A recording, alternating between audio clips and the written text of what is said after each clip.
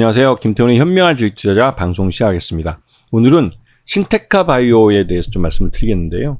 예전에 또 한번 그 블로그에만 쓰고 방송은 이번에 처음 녹음을 하긴 하는데, 이 신테카 바이오라는 회사는 기본적으로 바이오 신약을 개발하기 위한 가장 기초적인 신약 후보 물질을 찾는데 인공지능 AI 기술을 활용할 줄 아는 그런 기술을 갖고 있는 회사입니다. 그렇기 때문에 신약 후보 물질을 찾는데 가장 많은 시간과 비용이 들어가는데 그거를 획기적으로 단축시켜 줄 수 있는 그런 기술을 갖고 있는 회사죠. 이 회사는 코스닥에 상장하면서 이 공모 자금을 꽤 받아놨습니다. 그래서 예전 그 재무제표 2020년 기준으로 봤을 때도 약 400억이 넘는 유동자산을 갖고 있고, 그리고 이익잉여금, 그러니까 이익잉여가 표시되지 말고 마이너스 360억 손실을 보고 있는 건데, 이만큼의 그 손실을 쌓아놓고 있는 그냥 R&D만 하고 있는 회사이기도 한데요. 그러면서도 자본잉여금은 706억이나 갖고 있는, 즉 이 말은 자본금이 66억인데 자본잉여금이 706억을 갖고 있다는 소리는 그만큼 무상증자에 대한 가능성이 높다는 겁니다. 적자가 나더라도 자본잉여금이 있으면 그걸 갖고 그러니까 자본에 편입시키면서 무상증자를 할 수 있는 거죠. 그렇기 때문에 이 회사는 주가 관리를 위해서 무상증자라는 카드를 항상 손에 쥐고 있는 회사입니다. 자, 이 회사의 앞에 잠깐 설명드렸지만, 이 바이오 신약 개발하는 데서 가장 많은 시간이 걸리는 건 신약 후보 물질을 찾는 겁니다. 어떠한 병명에 맞는 신약 후보 물질을 찾는데 그 서치하는 게 굉장히 많은 시간과 노력이 필요하죠. 근데 이게 이 인류가 한 100여 년 넘게 이런 바이오 신약에 대한 연구 그 데이터들이 모아지면서 이게 빅데이터가 됐고, 그 빅데이터 안에서 어떤 치료의 목적이라는 치료 목적에 사용하기 위한 그 후보 물질을 인공지능을 통해서 뭐 수주 내지는 수개월 안에 쉽게 찾아내는 이러한 기술을 이 신테카 바이오가 갖고 있는 거죠. 그렇기 때문에 신약을 개발하려는 회사들은 이 신테카 바이오와 많은 사업 협력을 벌입니다. 그래서 공시가 자주 나오는 편이죠. 자, 신테카 바이오의 사업 영역을 보시면 기본적으로 신약 후보 물질을 찾는 게 기본적인 가장 그 핵심적인 기술이고 사업이면서, 또 한편으로 여기서 파생해서 합성 신약을 만드는 걸 또 새로운 사업 줄기로 하고 있고, 또 세포 치료제와 항암 백신을 개발하고 있습니다. 그래서 이 파이프라인을 보시게 되면 합성 신약 분야에서 다양한 그 합성 신약 후보 물질들을 갖고 지금 전임상 단계까지 지금 진행을 하고 있고요. 그리고 항암 백신과 세포 치료제 쪽은 또 역시 전임상까지 가 있습니다. 그리고 바이오마커 파이프라인 라인에서는 이 임상까지도 진입한 것들을 갖고 있습니다.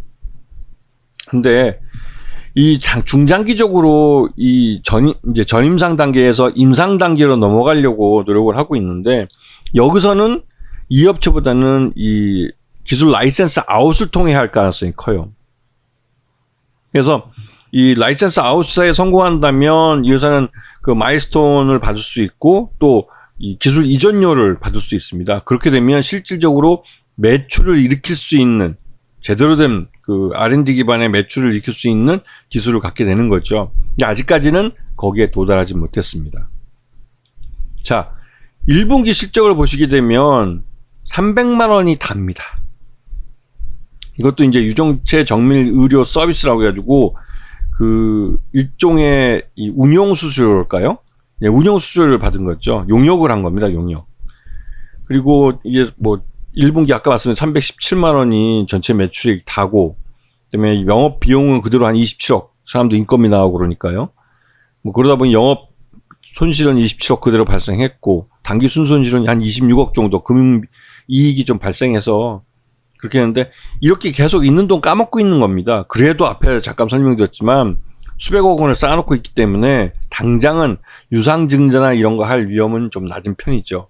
왜냐면 최대주 지분이 19%까지 줄었습니다. 물론 진짜 돈이 떨어지게 되면 유상증자를 할 수도 있습니다. 아니면 전환사채를 지금처럼 이제 발행을 할 수도 있겠죠. 하지만 그렇게 되면 될수록 최대주 지분이 낮아지기 때문에 이 유상증자나 이런 것들도 요즘 같은 분위기에서는 바이오 쪽에서 하면 실패할 가능성도 있기 때문에 좀 조심하는 편이죠. 자, 요번에 엊그저께 이제 전환권 청구가 됐습니다. 제1회 전환사채를 발행해 놓은 게 9,422원에 13만 8천 주 정도가 이번에 전환이 됐고, 이거는 아마 지금 현재 주가와 이 오늘 상한가를 빵 쳤으니까요. 주가 괴리 차이가 꽤 났기 때문에 바로 시장에서 매물화됐을 가능성이 큽니다. 지금 그 174억 정도가 아직 남아 있는데 이게 184만 정도 됩니다.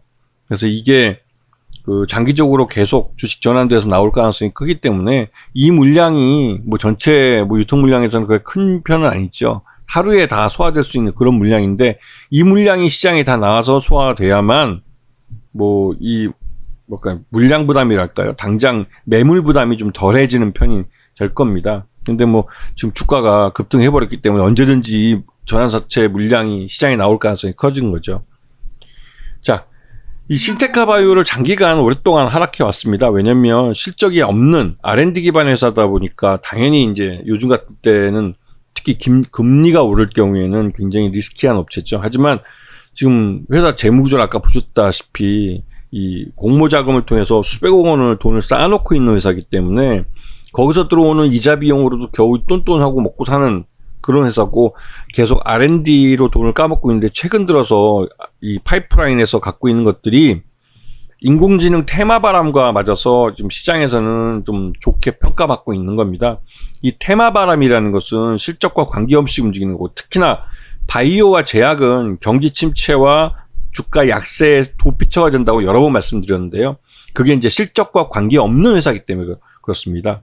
이게 좀 이해를 잘 하셔야 되는데, 바이오와 신약, 특히 이제 그 바이오 신약 개발하는 회사 같은 경우는 R&D 기반하기 때문에 원래부터가 실적 자체가 없는 회사라고 볼 수 있습니다.